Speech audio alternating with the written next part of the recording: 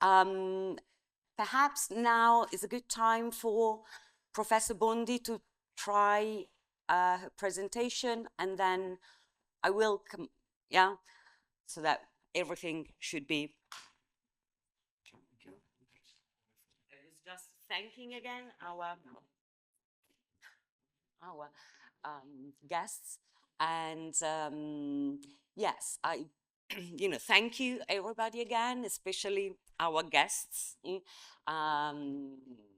have really some of the most esteemed scholars in the field of English language, translation and linguistics. We have, as you have gathered from the introduction of, the director of medicine and surgery, some professionals from medicine and nursing. And so, this is an output. This conference is an output of a research project that aims to create a serious game where all these research areas and also skills, competencies are brought together. So we have different, let's say, topics, different pillars, at least three. One is the popularization of medical knowledge. The other one that we're going to address in these 2 days. Then we have also the translation of the language of medicine. And we have at least one presentation about the pedagogical challenges of teaching medical English today to digital native people. So I stop here because we are perfectly on time in reality, I think, are we not? And so I give the floor to Professor Bondi and our chair, Professor Beseghi. Thank you. Okay, thank you. I'm delighted and honored to welcome and introduce Professor Marina Bondi from the University of Modena and Reggio Emilia. She will be our first keynote this morning. She will keep us certainly vital. So I will briefly introduce Professor Bondi. She's professor of English linguistics at the University of Modena and Reggio Emilia, founding director of the Clavier Center. She has published extensively in the field of genre analysis, English for academic purposes, and corpus linguistics. Her recent interest centers on knowledge dissemination and the impact of digital media on specialized discourse. She has published in numerous journals. I'm not going to mention all of them. She is co-editor of ESP journal as well. So I will leave the floor with pleasure to Professor Bondi. Let me share your presentation. Okay. Thank you so much for being here, obviously. Thank you very much for inviting me. A couple of things she didn't say, I will say. I was actually a teacher here 30 years ago. So it's a great pleasure for me to be back. I've been back to Parma for other reasons, but it's always an emotion to get here. I still remember where my office was. And she was my tutor in her PhD. So it's with great pleasure I'm here. I hope my talk will not be too introductory. I took advantage of the advantage of being first. I thought I'll give a general introduction to issues of knowledge communication in the digital world. I hope it's not too general, let's say. So I'll start with a background. So for quite a while, I'll just be talking about general issues. The background is that of knowledge communication in the digital transformation. I will look at different models of knowledge communication and looking at the models that are most prominent today. And then I'll look at medical publishing as a case in point with a very brief overview of the variety of article types in very wide-ranging journal like Nature, and focus on developments in nature immunology, looking at changes over the past 30 years in celebration of my 30 years of knowledge with Parma, focusing on what I call here the shift from text to text clusters. So 30 years ago, the article was basically a text. Now it's a text cluster of a lot of elements. So a radical change, even in the most traditional form of writing, let alone the most innovative. So I'll be talking about something that's not revolutionary, but looking at the very small changes, but major changes in publishing. So starting with the background is in the digital transformation, one of rapid expansion of digital means of communication and the global extension of the participation framework that characterized the expansion of the web, for example. Digital means of communication have had a major impact on academic life and on academic publications. First of all, sort of imposing or expanding the need to disseminate content. The more journals, the more possibilities, the more you have to disseminate your own research as a researcher. Second, certainly the importance of quite a number of new channels and new semiotic modes that have radically changed the look of the old research paper. Issues of access to information have also become very important. Open science, open data, the democratization of the web and what have you. But certainly a major issue has been this idea of addressing a wider but often undefined audience with digital communication. This is also in line with major changes in society. We could mention the knowledge society, we could mention changes that are influenced by technological elements, but also by economic changes in the balance of powers, changes in distributional influences. Like 30 years ago, when I was writing about abstracts, for example, I had to go to the library and photocopy the abstracts and place them on my computer. No need now, let's say, but certainly this has expanded the power, the importance, the centrality of some genres enormously. And there's also a new emphasis on the social role of knowledge, which forces some fields, in particular the medical field, to be able to communicate new knowledge all the time, rapidly, effectively, etc., within the context of publishing, which has become a massive commercial industry. There are major things like Elsevier, who own lots and lots of publications. This also gives them the power to develop new technologies and expand the possibilities of publications. There are other factors that I think influence the world of digital publishing today. One is certainly the widespread use of English, or English as a lingua franca, in the world of scientific publications. English is the language of. This has initially drawn attention very much to issues of communicative inequality, to the fact that L2 writers were somehow disadvantaged. At some point, the emphasis was very much on the multiplicity of literacy brokers, so-called people who can help you publish.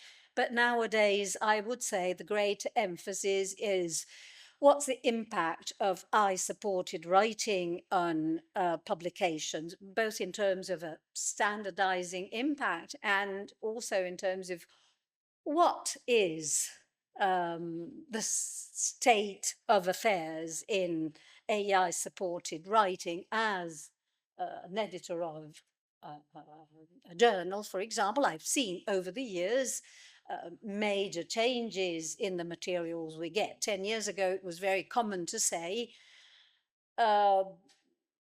please, revision, submit this to a native speaker.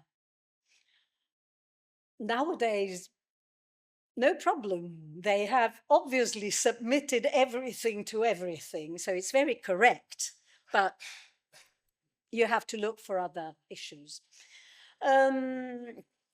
Something else that has certainly also been a major influence on digital publishing, expanding it enormously, is the fact that the whole society now lives in a kind of on life. We're always on, we're always connected to something. And we live in a sort of fast academia, a bit like fast food. We have to produce things. We can never leave work out, continue publishing, pressure to produce more and more results in the number of publications, in a number of publications that no one could cope with, except for AI. But certainly another major impact has been that of the complex semiotics of digital texts, with issues like multimodality, hypertextuality, interactivity, and also the anonymity of a lot of digital text, not certainly in publishing, where the notion of author is quite clear, but with other issues, for example, serious games or chatbots, anonymity becomes an important issue. All these things have had an effect on many old and new genres and created what we might call a complex media ecology. A researcher today, to stick to the idea of the researcher, has to be able to produce lots of texts that people in the past didn't even think of.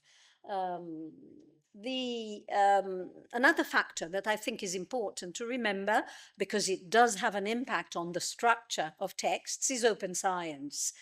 The notion that because there is communicative inequality in the world, science could make itself open to those, whereas in the past you had to pay to look at the journal. Often now it's the researcher who pays to be read, whether this is generosity or publication needs or desire to be quoted, we don't want to investigate.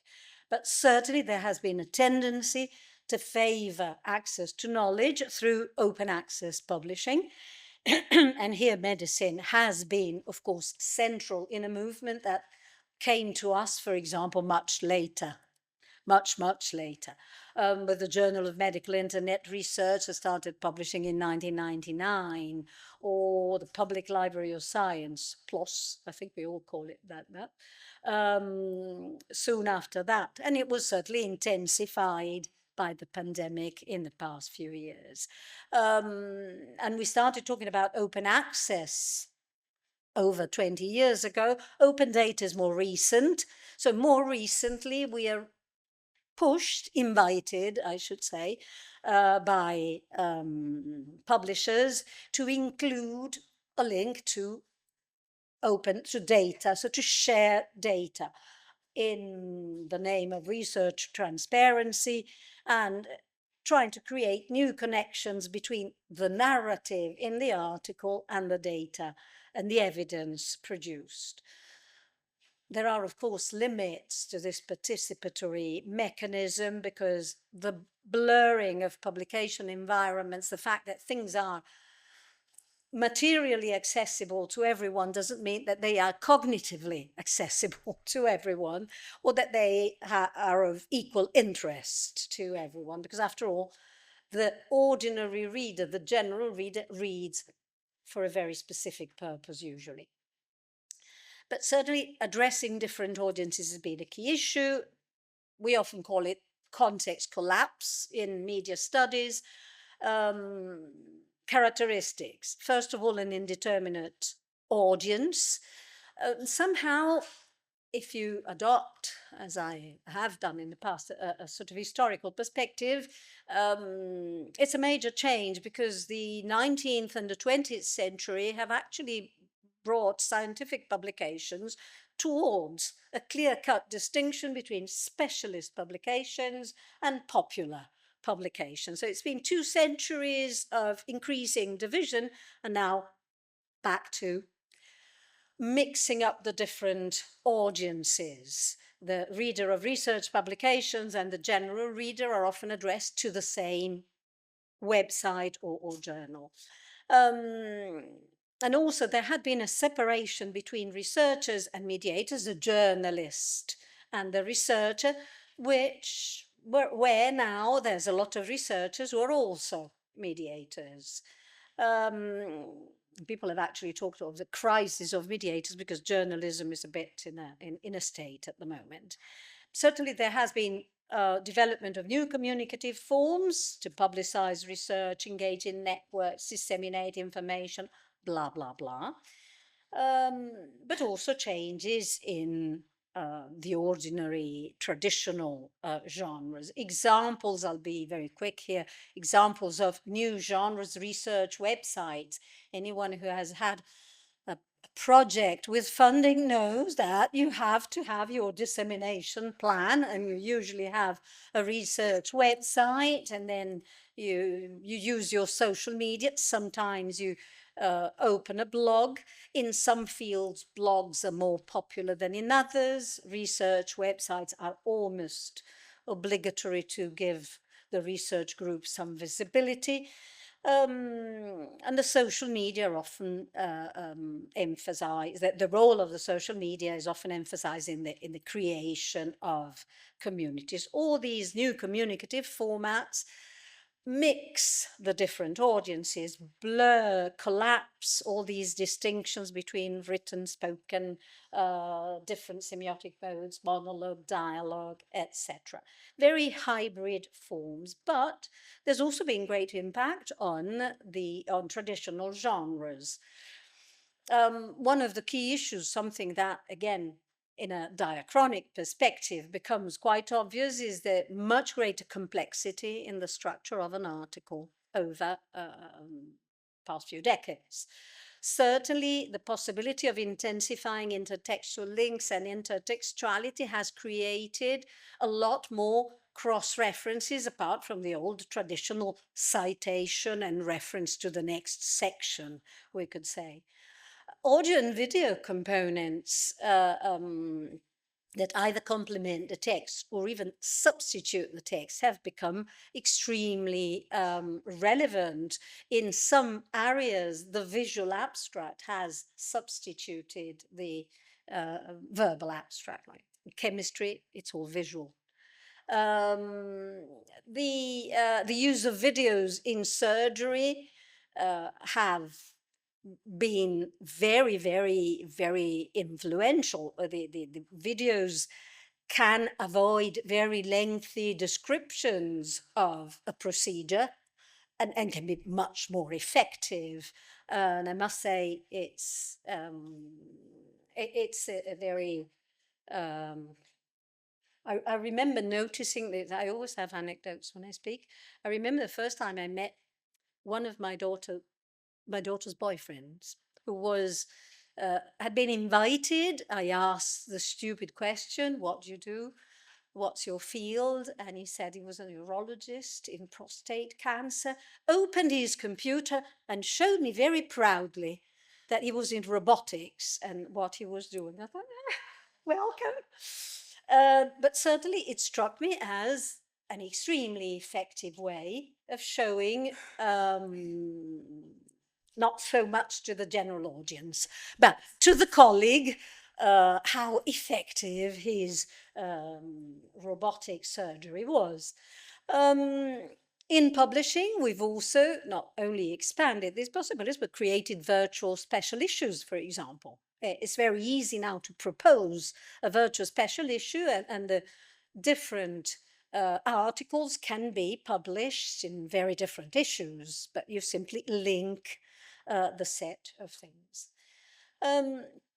With this growing complexity, there's certainly a growing focus on the communicative ecosystem as such, on how knowledge is constructed, presented, communicated, and we're going beyond that clear distinction that I said had been built over 2 centuries between communicating with an expert and communicating to the lay audience, within the community, outside the community. And there's a lot of emphasis in many language studies of medical discourse, for example, on making knowledge accessible, what you can do to make people understand better if your text is going to be read or listened to by someone who's not an expert like you, in forms of a reformulation of medical discourse and recontextualization for the purpose of the reader, in a logic that's often also even taken to the, not in extreme, but to the idea of empowering lay people and experts, making people able to. So I think in a way, the literature on scientific discourse has moved towards continuity models of scientific discourse that look at discourse beyond this opposition between expert to expert and expert lay, look at the whole line of possibilities, communicative situations, aims, environments, considering that there may be very different purposes for authors. Two examples: knowledge transfer in university, industry, research partnership. You want to get things across because you want to pass it on too. Or knowledge translation from basic science to clinical trials in bench to bedside medical research. But also readers read for different purposes in this collapsed context. Sometimes they want to get guidance in their medical practice. Sometimes they're general readers or just curious. They want to learn more about a topic. They want to explore, confirm viewpoints. Remember the debates on vaccines during the pandemic. You can think of people reading for all these different purposes with very different purposes and probably looking for very different tests. So continuity models in knowledge communication have been there for a while. For example, already many years ago, there was this tradition of distinguishing intra-specialist level, inter-specialist level, pedagogic level, and popular level. Perhaps the inter-specialists had not been paid too much attention at the beginning. It was more focusing on expert to expert and then instructional popular.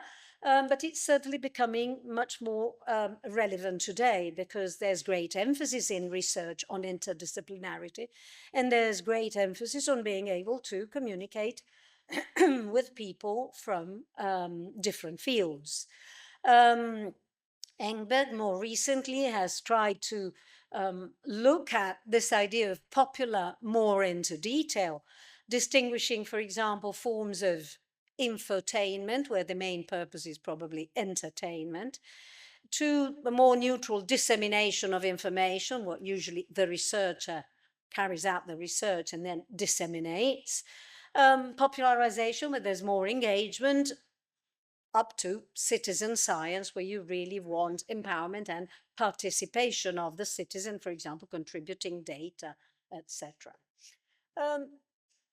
Medical discourse has been central to all these changes and to these different attentions. Certainly, it's particularly complex because it adds the professional to the academic dimension, which is not there in all fields of knowledge, but certainly central in the medical field. So intra-specialist, inter-specialist, pedagogic, popular, but certainly also adding doctor-patient interaction or machine-patient interaction to the other levels. Technologies are increasingly used for things like information dissemination, but also clinical note documentation, chart summarization, patient messaging, appointment scheduling, medication management, to give people instructions on a diet, for example, remote patient monitoring and emotional support services, in which we'll be hearing about. And we find these key issues in the medical field as well. For example, translanguaging perspectives, the use of English as a lingua franca is obviously central in doctor-patient interaction and in machine-patient interaction, because the patient has limited means of expression. People have emphasized the key role of multimodality and reformulation, so the possibility of using multimodal resources across languages. But there are, of course, critical issues. The need for urgency, precision, and protocols in medicine makes it a bit more complicated to just go for, usually, for example, in language teaching, we say, oh, do trans languages. Let people use words in their own language. Yes, but what do we understand? It's okay, I suppose, if you say pneumologist instead of pulmonologist, people will probably understand. But if you say pneumologo, why should they? So translanguaging doesn't really work much, and sometimes there are specific expressions like eponyms, which I hear a lot of people are changing because they create a lot of problems, both within a language and certainly across languages. So it's something that we should consider, but certainly see as a key issue, a key problematic issue in these things. We've been talking about digitally engaged patients for a long time, taking control of their own medical care, and there have been studies, just a couple of examples, of the linguistic and pragmatic dimensions of AI-driven health advice, for example, looking at what is most problematic in interacting with a bot. Especially chatbot interactions are a key object of attention today. Sometimes people, especially I think a number of studies that I've seen of the Bruno Kessler Foundation, for example, focus on evaluative language and the key role that it might play in understanding or misunderstanding the patient. And here again, there are other critical concerns. They can limit patients' actions, they can impact medical and public health knowledge, power relations, work practices. There are issues of accuracy and evidence quality because it's impossible to determine how a model reaches a conclusion. We have no access to their data. So it's always a matter of trust. I think trust has become a very key issue for example, in relationship to with AI. There may still be limitations in data infrastructures in many areas. Concerns about equity are still there. And there's also fears of over-reliance on AI systems because, after all, it's always safe, I think, for AI systems to conclude their long message back to the patient with, please go and see a doctor. My advice is that you should go and see a doctor, which is the typical message that I think is safer to give, especially because it has been shown that artificial intelligence can perform tasks very successfully, but understanding and cognition are a different thing. Access to information is much greater with AI, but access to understanding and cognition is a different thing. Certainly, there's been a lot of work in medical education, and I go back to what I said was my topic. For example, in publishing for medical education, there's a lot of work on augmented materials, resources, etc. There's been a long debate on the difference between digital textbooks and printed textbooks, digital materials. Digital textbooks are more interactive, can be more personalized, they provide video demonstrations, they provide real-time updates, so they can also be used in lifelong learning. They include chatbots, tutoring systems, virtual patients, gamification, and adaptive learning systems, all things that you hear about over these 2 days. But again, there are critical issues like reliability, accuracy, the risk of de-skilling for professionals, don't know about medical professionals, certainly language professionals, risk de-skilling. There's need for new literacies, so they're more timely, less expensive, more portable, but it has also been shown by psychopedagogical studies that reading printed textbooks has deeper effects on memory, for example, and on comprehension, on understanding. What I'd like to quickly go to and maybe rush over is the rhetorical transformations in digital publishing, in medical digital publishing, driven by digital affordances. So again, multimodality and the use of video have created new needs, like even communicative needs. Scholars have learned how to write, we did this and that.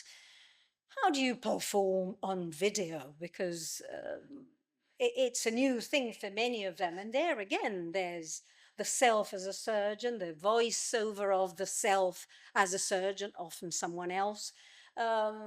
Sometimes there's even the self as director of the whole video.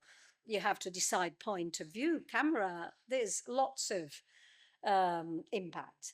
And even hypertextuality, as simple as that, has changed, as I said, the notion of text from text to textual cluster.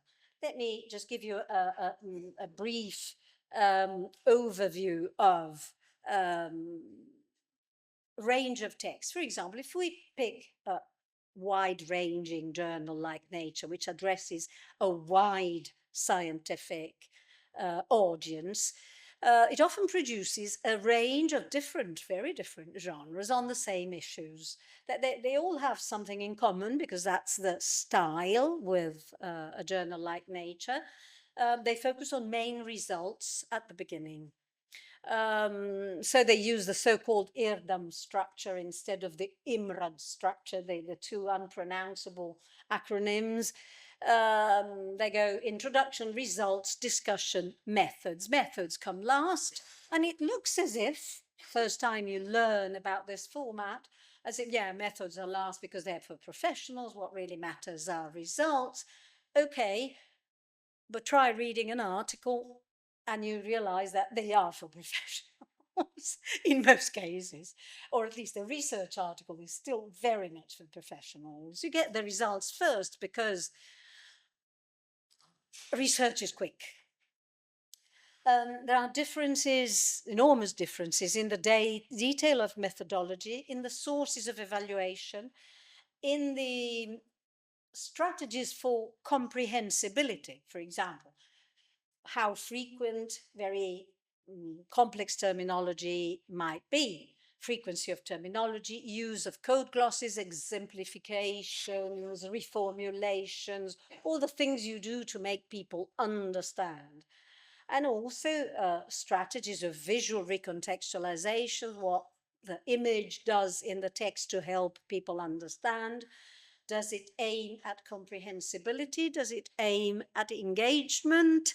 There's a different balance. So beyond research articles, for example, Nature publishes things that are called news and views, where there's expert opinion for interdisciplinary readership, and they use the same specialized terminology and complexity of a research article. I don't understand news and views without enormous effort unless it's on that single topic I have studied. Podcasts, okay, they're for me. They're interviews, they're strongly promotional. The journalist acts as a facilitator and virtually makes the researcher say things in simpler ways. And there are even articles written by journalists to popularize with different readership. Couple of examples. This is a news and views, which, as you can see or could see, can imagine at the beginning. It refers to a couple of articles that have been published. This is the reinterpretation of these articles for a specialized readership, but perhaps with an interest in other disciplines, not so much in that particular field. So the original article, which we'll see in a second, might have been for people with an interest on G protein signaling, as we call it now, but they call it in another way in the research article. Whereas here, it might be the general scientist who says, oh, something that defies dogma, so there's a change somewhere. It's the element of novelty is prominent in the title, for example. It's an evaluative interpretative title. Then there's a typical leading paragraph, which is a bit more journalistic than the rest of the article, saying where you can find the original article, if you're articles in this case, if you're interested. There's a lot of references that tell you that it's a specialized but interdisciplinary readership that they aim at, with comments like the cycle of G protein activation and inactivation will probably be familiar to anyone studying cell biology. You don't say that to a person who studies G protein. You say that to the general scientist. And visuals explain the process, but they're also engaging because they help you, for example, in this case, they help you compare two processes. If you go to the source article, which is this one, first of all, you notice immediately that the focus of the title is much more on the scientific process and the results. It's a sentence in both cases, but the nominal is much more complex. GTP release selective agonists and opioid analgesic efficacy. So there's subject, verb, object, as we know, is quite common, but with a focus not so much on the novelty, but on the results. There's a lot of highly specialized lexis. It starts with an abstract, not with a lead-in paragraph saying what's new. And the visuals have a lot to do with the data, and you often can't interpret the visuals if you're not an expert. When it gets to more popularizing, we're still on nature. You have not the same topic, but you can also imagine that the topics that deserve a video, for example, just the video, not a video inside the article, but a video, are topics of general interest like this one. How much protein do you actually need? How much is enough? Boosting protein intake. You can imagine that this is very much for the general audience, written by a journalist with a little bit of scientific knowledge for a very general audience. You got the link there, but we don't want to go. I want to round up with this, which I'll do very, very quickly, promise. I've looked at nature immunology over 30 years because a lot of people in discourse studies say that in science, and in medical science in particular, there's been a general growth of involvement features which have become more prominent. My focus has been on textual organization and involvement features. I've built up a small corpus, which should be larger, but next time, to check over 3 periods what changes have been there. And in terms of involvement features, I only look at one feature. How does the author represent him or herself? Whether it's more as a researcher, recounting the research process, with words like we generated, we found, or guide through the text, things like I shall report, I'll introduce, I did consider, or an interpreter who hypothesizes, proposes, etc. Because the balance between these 3 things varies a lot across disciplines, and I wanted to have a look at medicine. Starting with the what I call the textual cluster, the movement from text to textual cluster. These are instructions for Nature in 1990 nature immunology didn't exist, but let's say it was right before it began. The methods, which you remember go towards the end, go under the figures and figure legends must not exceed 300 words. Paper publications required very short methods. The figure should be described, and briefly the method. Reference to a method described elsewhere is preferable to a full description. Method should not be described in detail in the text. No longer the case. This is an example from 1919, so it's probably a bit longer than 300 words, but this is the methods. As you can see, a brief section. Current instructions are much more complex, as you can, I won't go through all of them, but certainly current instructions, for example, tell you that the methods section appear in some versions of the paper, but not in the printed issue. The printed issue remains for non-methods, let's say. You go to the website for methods. But now it says the method section does not typically exceed 3,000 words. So we go from 300 to 3,000. And what you can see here is, for example, a text with the sections on the right, and you can see the standard sections, the abstract, the main, which is the introduction. It's the results, a discussion, method, references. That's what we used to call the article. Then there's acknowledgements, author information, rights, permissions about this article, further reading. Okay, apart from further reading, standard. If we move to 1211, there's a bit more ethics declaration, supplementary information. Rights and permissions was already there. If we go to 2021, there's the usual lot up there, and then additional information, extended data, source data. So there's an increasing complexity of the textual cluster that you always remember find on the right. So you're invited to move from text to what in the past we would have called paratext, but it's now part of the text cluster. And so there's a complex structure with a nucleus and many satellites, I would say, largely inspired by the principles of open data. In 2022, they added peer review. Now there's also code availability. So if you're using a code, if you're using AI, code.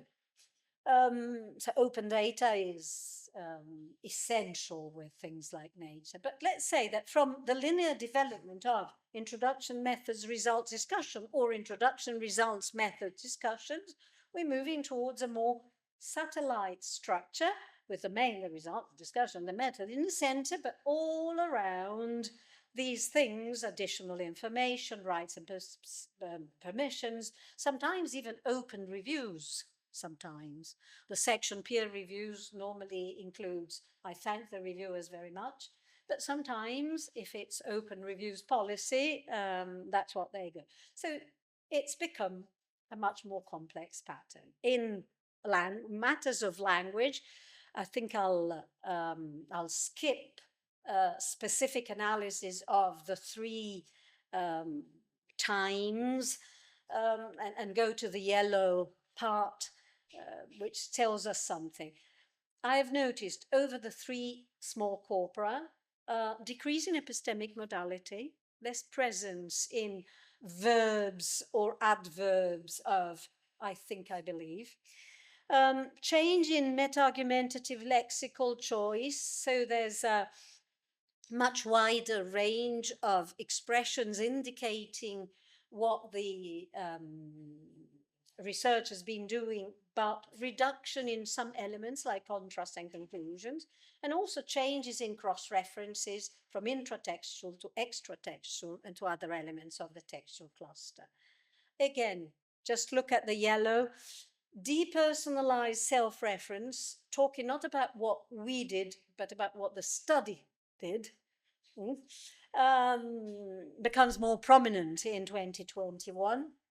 The collocations of we, I think this is probably more than enough, show as we go on, for example, that what becomes prominent is very much the writer as researcher, much more than the writer as textual guide. So the writer guides the reader through the steps in the research. So the methodology has grown and it has become a central emphasis. Especially in 2021, there's great increase of expressions that collocate with we and refer to the research activity more than the discourse activity, or even more than the interpreting activity. So the researcher is present very much in guiding through the research procedure, much more than as textual guide. This is another way of showing visually this increase in the self as researcher. The audience may be wider, but the main addressees are increasingly identified as researchers. The general reader goes to Nature, but doesn't go to Nature immunology. And now Nature has a lot of other journals that specify different fields. There is dialogue with a wider multidisciplinary community, but the impression you get is what has expanded a lot, just to get to a conclusion, is that there's greater awareness of interdisciplinary research and greater awareness of a new specialization of different types of articles for different types of readership. So in the textual organization, certainly we've seen radical changes, greater length, greater complexity, stable progression, wealth of supplementary materials. Everything has been highlighted by these digital affordances and principles of open science. Longer articles, longer methods, sections, less internal cross-referencing, and more intertextual or intercluster cross-references. This seems to be a bit against the general tendency that has been observed by some, because perhaps they've taken a wider perspective. If you look at all the articles that have been published, there's a great increase in promotionality, evaluative. But if you focus on the specialized articles for interdisciplinary research, for example, as is the case with immunology, which is very sectoral, let's say,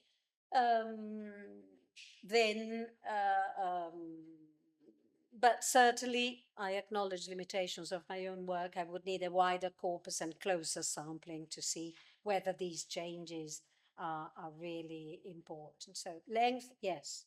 Structure, yes. Great impact. Language, maybe. I need to check better. Function, yes. The idea of the multiple audience of the Erdem format has been somehow realized in many different sub-formats, influenced by the context as well as the affordances, so influenced by the potential readers in the context. And I'll stop here and thank you very much.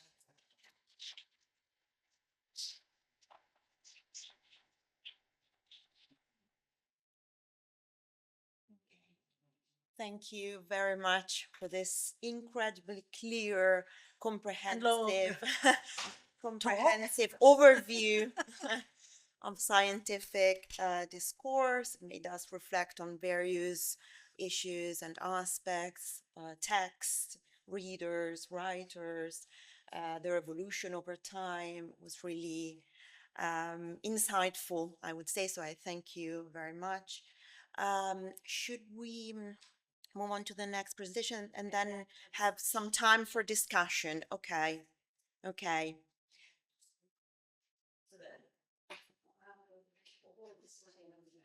You come back. Okay. So we can welcome our next presenter. Everyone. Okay. Christen. Let me find Kisch. Okay, a colleague, so I'm very happy to introduce her. Christen is an English lecturer in the University Language Center of the University of Parma and a translator specializing primarily in medical content, both patient and specialist facing. She holds a master's degree in linguistics from the University of Bologna and a bachelor's degree in human development from Cornell University. Okay, so her presentation is about translating medical English in the era of AI. Okay, Almost. almost, almost. Slight typographical error. I just want to add that she's actually attending the degree course in medicine surgery. So Yes. she, Teacher and a student.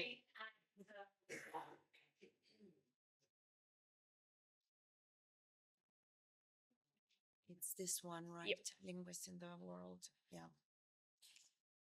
And then do. Let me just no, maybe.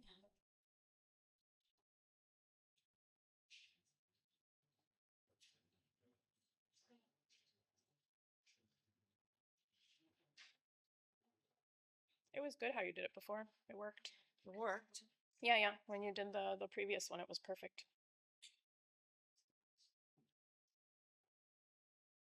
Okay. Okay. Okay, I leave the floor All to right. you. Thank you for Thanks being very much. here. Thank you. Hi, everyone. As Nicole said, I'm Christen, and today I'll be presenting a little introduction into the role of medical translators in the world of clinical research. So this is meant to be a brief introduction to kind of the types of documents you might, hang on. Okay.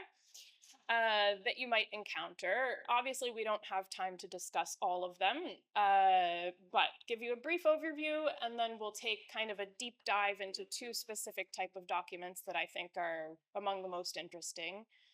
And we'll have a spotlight on two different methods that we use to address these. So as you can see here, this is not even a complete list of all the types of things you might encounter. Just giving you a taste, it wouldn't fit on the page. As you can see, I've divided them broadly into documents outside the world of research, things like medical records, maybe of, military personnel that are abroad, reference lab ranges, really anything can be here. And then the bulk of it is under documents relating to clinical trials. Why are there so many relating to clinical trials? Well, clinical trials require a lot of documents. That's just how it is. Also, they're inherently international. Most clinical trials are run in a lot of different countries, ergo, they naturally need to be translated. And also, let's be honest, they're funded, and so there's money to pay a translator to translate your documents. So among the documents related to clinical trials, we can logically enough divide them into documents that are prepared before the study, documents created during the study, and things that are generated after the study. Today we'll be focusing primarily on the pre-study phase. As anyone who's ever been involved in clinical research knows, before you ever get started in a clinical trial, you need to get approval from ethics committees and regulatory agencies. And so any document that you plan to use during the study already needs to exist. You can't decide halfway through the study, oh wait, I forgot, I need to make this, let me just write it real quick and we'll be good to go. No, you need to get ethics approval from an ethics committee, you need to get legal approval from the regulatory agency in the region where you're performing the trial. For you here in Italy, it's the Agenzia Italiana del Farmaco, and so you need to have prepared everything in advance. And so most of your documents are already ready to go by the time you ever start. We'll be focusing today on patient-facing documents. Those are some of the most interesting, in my opinion.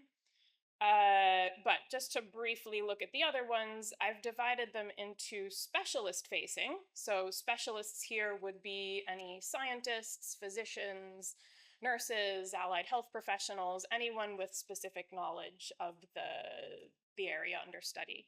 These are things like the protocol, the investigator's brochure. They're basically an instruction manual for how to run the study. They tell down to the nurse that will be administering injections or the physician who will be overseeing the trial at a particular site, they tell them how to do it so that it's done the same in every location. Patient-facing, as I said, we'll talk about in a moment. As I mentioned previously, ethics committees and regulatory agencies, there's a lot of correspondence that goes back and forth. You might send your document to the ethics committee and they might send it back saying, on page 3, there's a sentence that's unclear. Please fix it. You fix it, you send it back. Translators often are involved in that exchange. There are applications. We're not going to go very far into those because I think AI could happily do those. No problem. So pretty soon they won't be the problem of medical translators. And at the end of this process, you might be called upon to translate the actual authorization, so the confirmation of permission to run the study. In the purple category, there's other things that you might be called upon to translate that are borderline not medical. For example, the contract between the hospital and the sponsoring company. Really, it's legal, but sometimes you get them anyway. Budget grids, a line-by-line listing of everything involved in a study, from the per patient overall cost down to the 15 minutes it takes to administer one injection are going to be compensated at X euros per minute. Again, only borderline medical, but you do need to know all the names of the various procedures. So in the end, medical translation it is. So we're going to start with one of our 2 documents that we'll be focusing on today, which are information and consent forms. So these are actually 2 separate documents, technically, but they're always used together. The information sheet describes the study in great detail to the potential participant. So it's not the protocol describing it to the specialists, it's the information sheet describing it to a potential participant. So this is a regular person like you and me. It's not necessarily a physician with background knowledge. There's a heavy ethical responsibility on the shoulders of this form because the ethical participation of a patient in a trial rests on this information form. They need to have been thoroughly informed of everything about the procedure, any potential risks they might incur, any potential benefits, although we're usually quite conservative about those.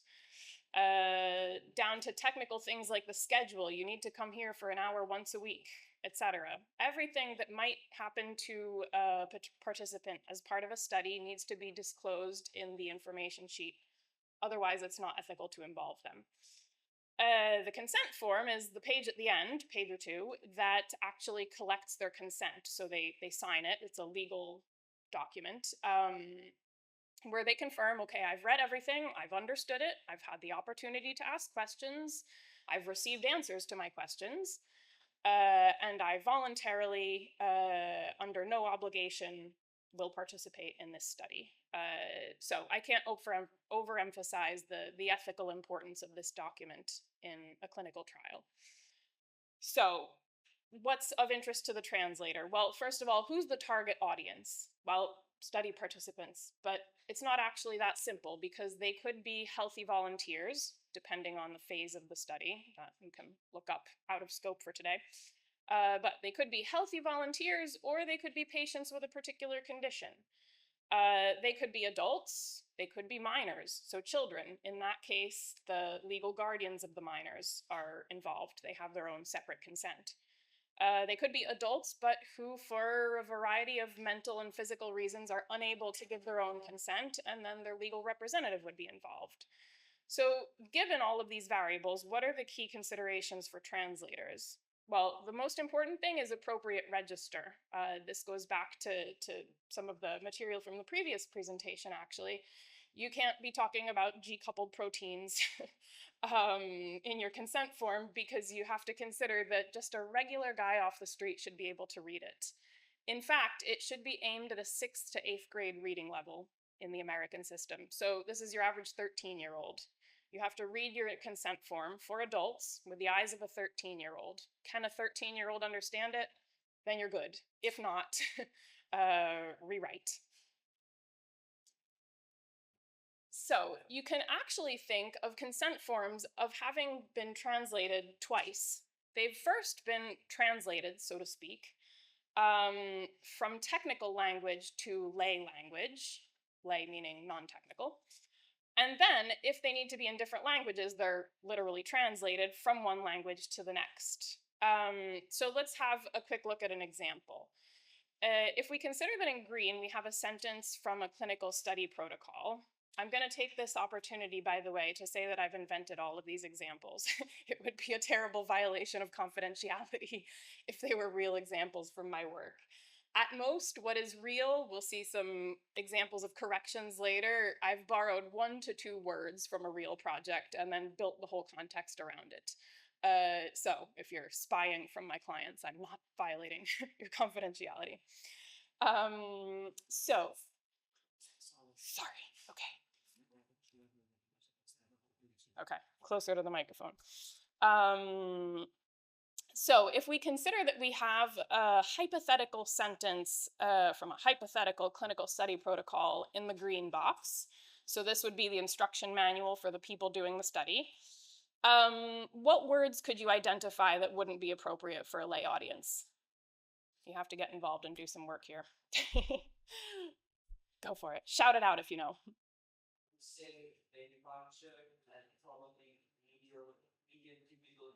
Exactly. If you're not in the medical profession, do you know where your median cubital vein is? Okay. So we don't want to scare the potential participants. Instead, we would reword. We maybe have more sentences, but in some ways simplified, in some ways made more complex because we're giving more explanation. We need to explain what venipuncture is. Instead of the median cubital vein, we'll leave it at a vein in your arm. Close enough for the study participant. We're giving them a quantification of how much 5 milliliters is, roughly a teaspoon in regular person language. These are the kinds of considerations that you need to make when you're translating, so to speak, from technical language to lay language. Now, if everything has gone well, this is not your job as a medical translator. The medical writer has done this in the source language. So in the original language, someone called the medical writer will have written the clinical study protocol and the information sheet and consent form in the appropriate registers either way. So you might think, okay, as the translator, I don't need to worry about it. I'll just translate the way it's written in the source language and be good to go. Not necessarily true. It depends on your language pair. So here we have, again, a hypothetical source document in the light blue box, and then the English target in the darker blue box. Can you see any changes that have been made?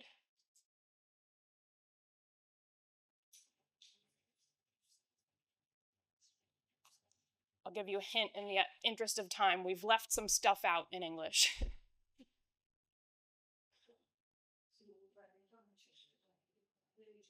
Yes, good. So we've also left out the technical words hematoma and vasovagal syncope, right? So this, just to give you some context, this is from the invented, oh my God, okay, explode the room. This is from a hypothetical risk section of a consent form. Okay, so for each procedure, you have to tell them what risks there might be and what benefits they might incur. It's making a weird sound now. Did I break it? Oh my God. Sorry.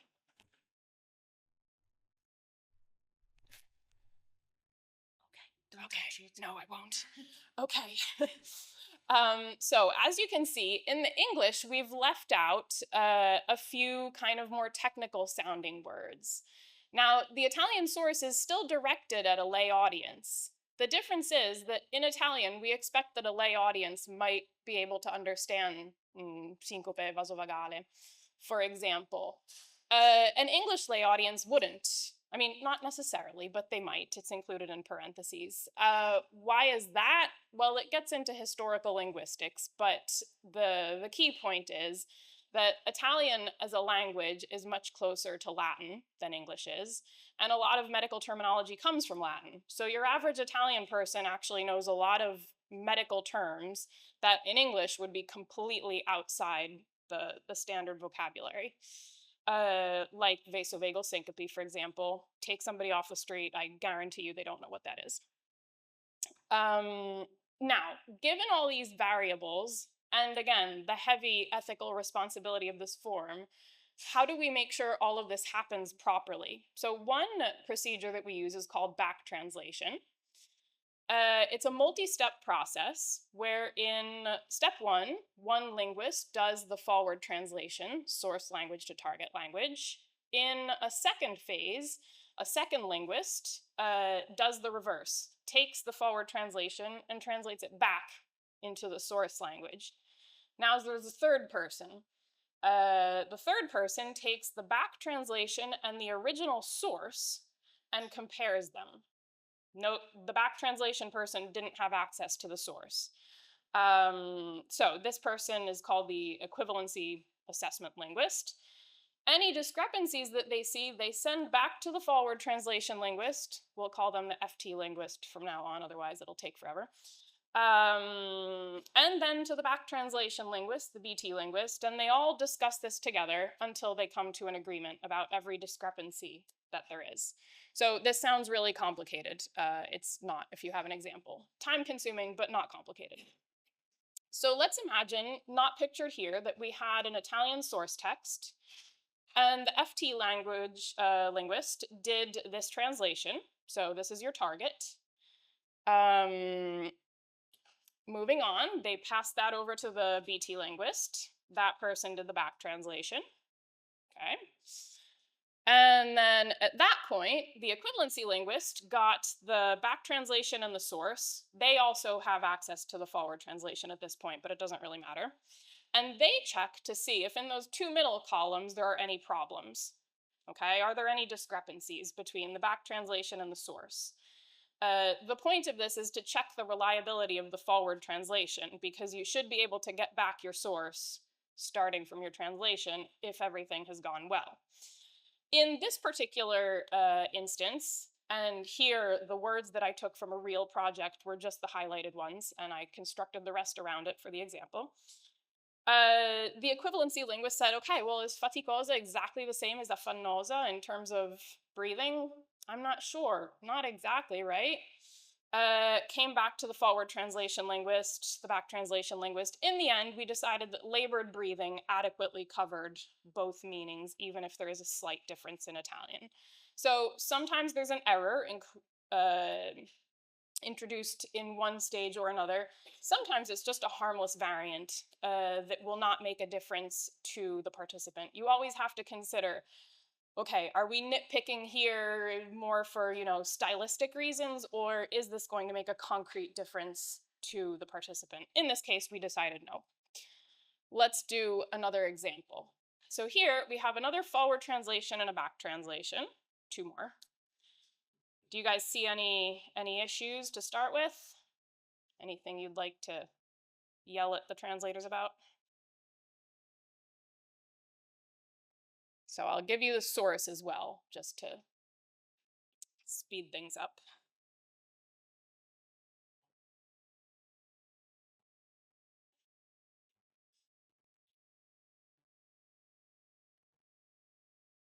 All right, let's see what the equivalency person had to say.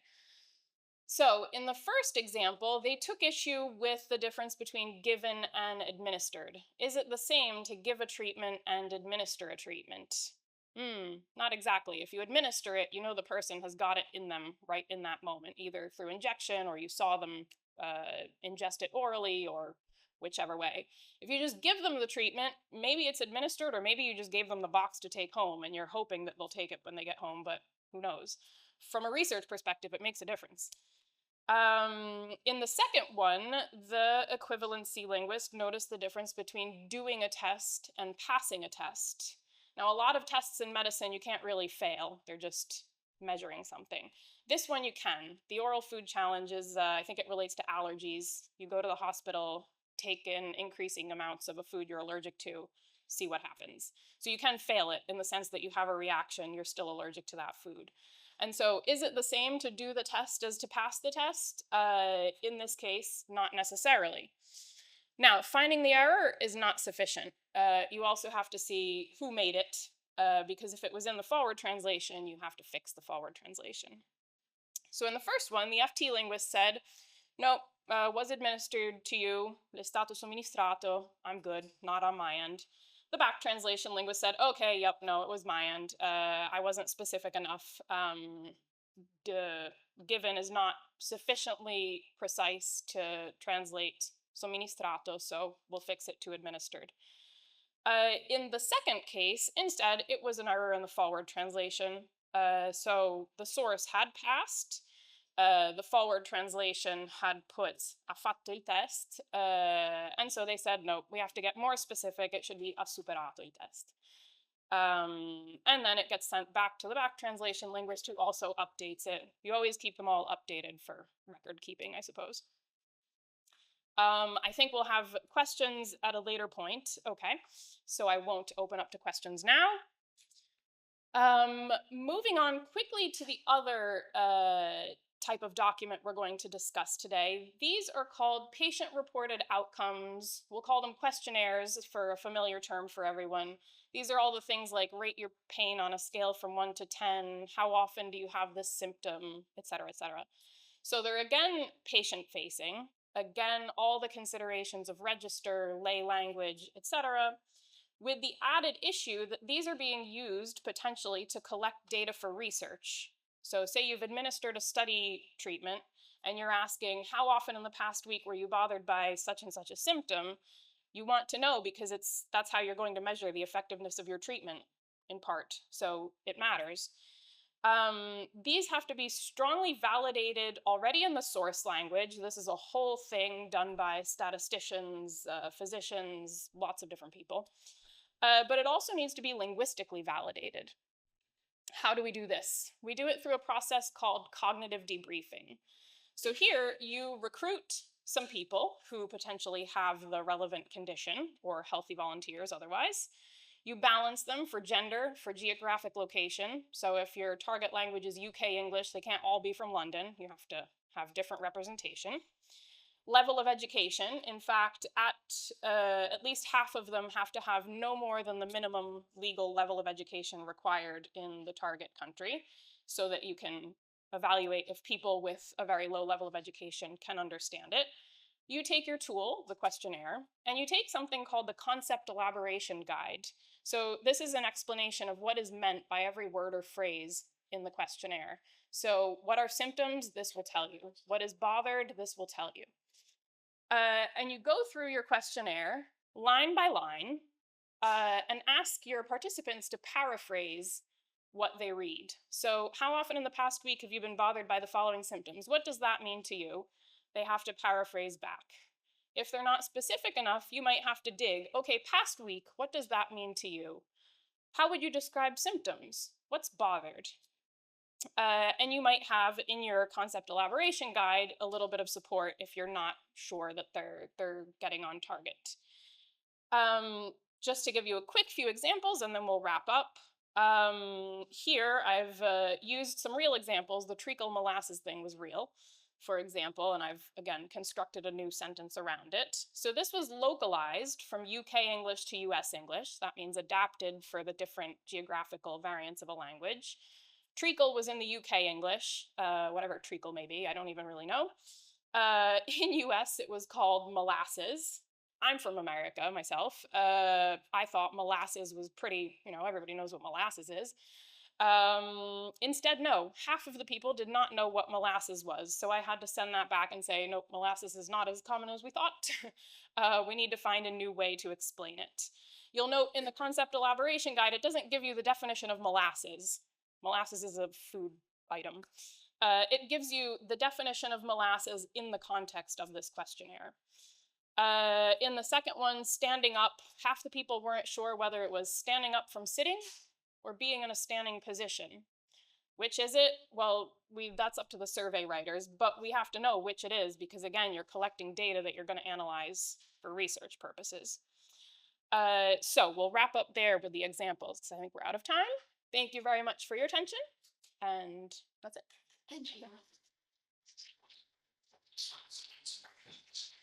Okay, thank you very much. It's very interesting. presentation, very practical as well. We got to see quite a few things. Maybe we have some time for a couple of questions from the audience. If Professor Bondi would like to come back here.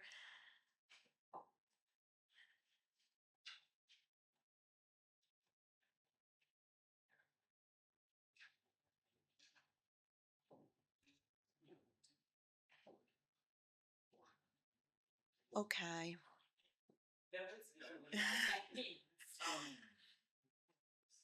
Are there any questions for our two speakers? Yes, we have a question there. Okay. In your opinion, as Should we? translator, how do you believe that the profession of medical translator existing about the I'm really not sure, honestly. That's why I'm in a medicine course as a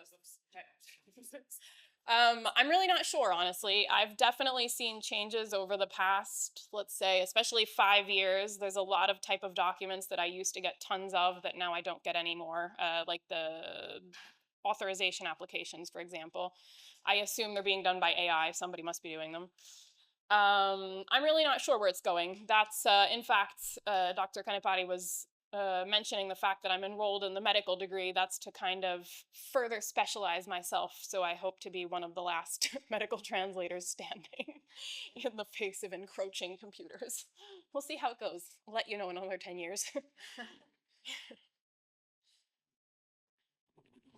I have a question for Professor Bondi. At some stage during your presentation, when you were talking about your diachronic study, you talked about a decrease of epistemic models.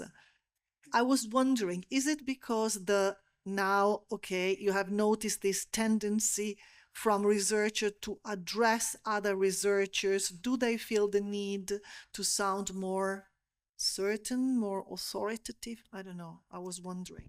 Well, I don't really know how to interpret this because it's a general trend, which, as I said, seems to be a bit in counter tendency, sort of, to other fields. I guess it might be because of the. I guess it might be overall because of the increase of the methodological section. Because of, in general, of course, in the balance of the article, the interpretative sections are more in the discussion than in the methodology. So the increase probably weighs a bit more quantitatively on that. That's, let's say, my discursive interpretation. Then there may be in a specific type of article the feeling that when addressing colleagues, but usually even the use of epistemic modality is in general regarded also as a respect for your colleagues' opinions, because it's I think it's quantitative, because numbers always have to be interpreted. I think it's probably a decrease that relates more to the fact that this methodological section, which they placed at the end, at the beginning, has become so so long that then in the methodological section I can see that there's less need. You want to sound, you have your you have done things, and you don't want to question possible interpretations of the methods. Tentative interpretation, but I think. Thanks very much, Marina. Very thought-provoking. But I was thinking, when it comes to digital communication that you talked about, did you come up with lay summaries? I mean, because as far as I know, there is sort of increased tendencies these days to actually include what they call simplified versions of abstracts that essentially are, encompassed within medical research articles proper. Yeah. And that is because they, you know, edit editorial policy, whatever, they simply want to make information more digestible for the wider audience. And so just wondering whether you came up with any kind of, you know, Yeah. that kind of genre that goes very much into simplification and Yeah. things like that. It's certainly a highly developing, no longer even emerging, I should say, an emerged genre, the lay summary. And that's one of the things that there's, that in a way confirms this increasing interest in making things accessible to. So terminology management, for example, has become a key element. People have to um, get explicit instructions on what terminology to paraphrase, what terminology to reformulate, how to simplify, also simplifying the syntax sometimes of the nominals. Even in the two examples we saw, that the length of the nominal element varies. I think it's probably in line with a lot of additions in publishing that go towards the video abstract, which is further simplification, the highlights before the abstract, so that you get the summary of the summary of the summary, as it were, and you get it in simple sentences of that length. There are a lot of instructions that different journals give in terms of all this preparatory material. And certainly there's even movements in, yes, in writing abstracts for lay people in fields like ours, for example, where we used to think, well, everyone understands, but I think we're becoming much more aware of the fact that terminology is certainly one problem, but also structural complexity and background knowledge needed are all important elements. Sometimes also engagement tools like, before introducing a new topic, ask a question. And what happens when, and then you provide the answer. So guiding as if into teaching moves, basically. I think it's a rapidly developing field, and making the textual cluster in a way even more complex, but the communication perhaps more direct. It's a very important point. I think it's a genre we should study more carefully. Hi. I have a question for Mrs. Kisch. Sorry, I might have missed this, so if I did, I apologize. How long does the back and forward translation like take? Is it expensive? Is it long? Like, what are the advantages? I see it like this as I translate and you translate my translation, and I believe, isn't there a better and faster way to do it? I don't know. It's a great question. Great question. I mean, my role in it is to be the translator. I'm not the decision maker of who chooses to do the procedure or not. I believe, yes, it is quite expensive, and I can confirm it's quite time consuming. I think the reason that it's done is because of the importance of having very precise, very correct translations for certain things. So, for example, the study protocol doesn't undergo that type of procedure because it's understood that a specialist will understand it correctly, even if the translation is slightly off. If the thing about the labored breathing, they're going to know what was meant in that context because they're specialists in the field. Whereas when you're communicating with the general population who might be involved in your study, you need it to be exactly precise, because say you were for some reason to mislead them and they participate in the study under incorrect assumptions, that you have an ethical responsibility to get that right before involving them. So I think that's why such an elaborate process is undertaken. You're welcome.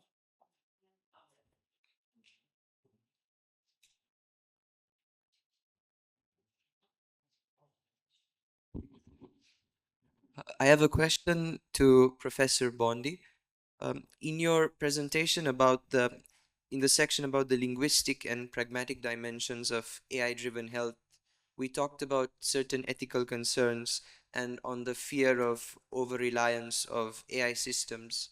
And I wanted to know, in your opinion, in the side of the patient and on the side of the doctor or the physician or the healthcare provider, where do you draw the line on how much AI is used in terms of patients uploading their report, for example, or academics using AI to write, and what are the rules and regulations or norms, perhaps, because I don't think any exist, in regulating how much AI one can use and one should use? Yeah, well, it's the big question. It's the question in a way. I think that as you were talking, I probably felt straight away that I'm more worried about the patient using AI than the doctor using AI.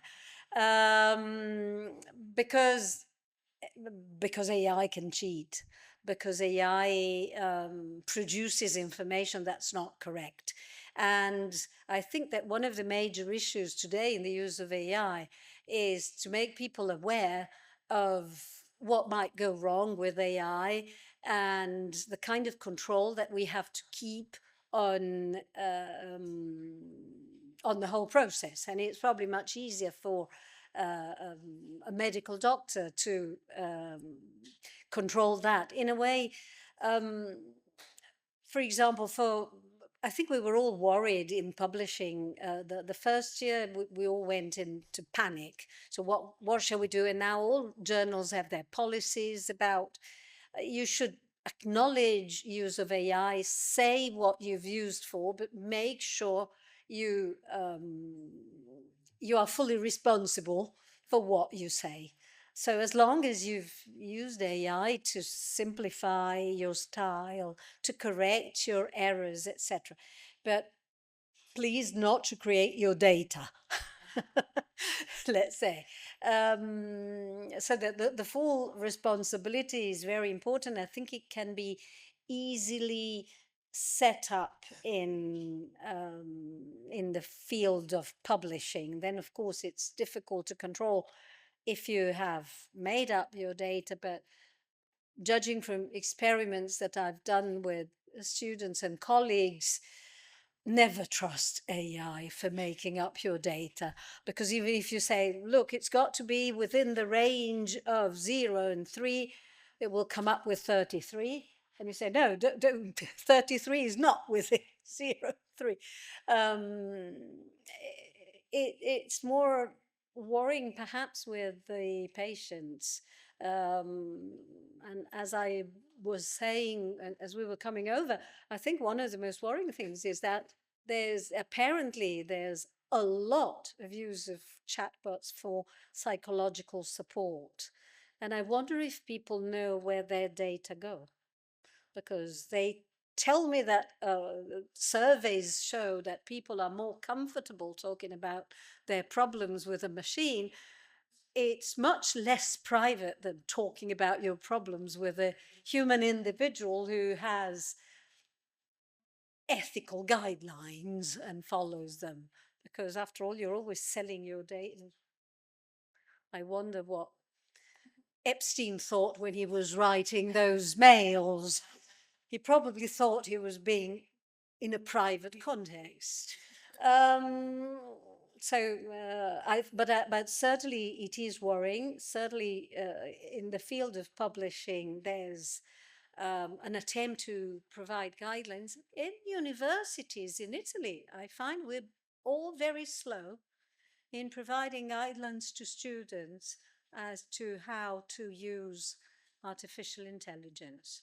I would like at least some kind of artificial intelligence statement to be required of all students, but I don't think I've been looking through guidelines of different universities, and I think we're lagging behind,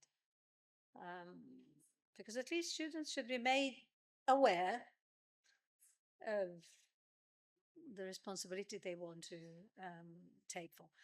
But certainly, So in the medical field, issues of accuracy are matters of life and death.